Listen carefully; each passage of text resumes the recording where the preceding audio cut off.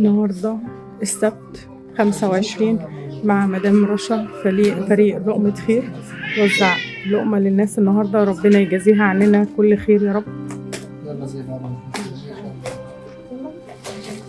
بعتولي وقالولي في قرية في الفيوم محتاجة وجبات وعددهم 300. قلت يا رب انت سمعنا.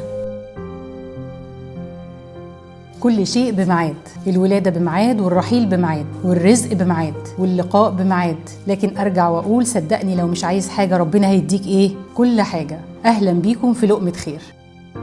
عملنا 300 وجبة اشترك فيها أم أحمد من الإمارات، عملت 150 وجبة رز بسمتي وفراخ مشوية وسلطة طحينة ومخلل. ومريم من ألمانيا 50 وجبة، ونرمين هي واصحابها 100 وجبة. لكن عيشة بعد ما راحت وشافت الناس في القرية قالت إن في أطفال محتاجين لبس والجو برد عليهم، فربنا يبعت عبير الجدع اللي بتحب بلدها مصر وتبعت لي شحنة من قطر فيها جواكت وسويت شيرتات وترنجات. مش هطول عليكم، يلا يا نرمين نروح نوزع الوجبات واللبس ونفرح خلق الله.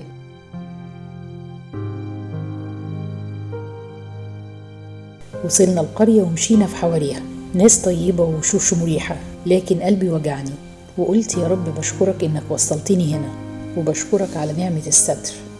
معنا مدام رشا في الفيوم النهاردة يوم 25/1 توزيع وجبات، وبتبص على حالة الناس متأثرة جدا جدا، مش عايزة تتكلم. ربنا يعيننا يا رب، ربنا يعيننا على حالنا. وزعنا اللبس على الأطفال والوجبات على العائلات، وزي ما بديت كلامي هختم: كل شيء بميعاد، الرزق بميعاد واللقمة تروح لصحابها بميعاد، والهدمة وسترها تكسي المحتاج بميعاد. ربنا يكبر كل محتاج. أشوفكم على خير يا أهل الخير.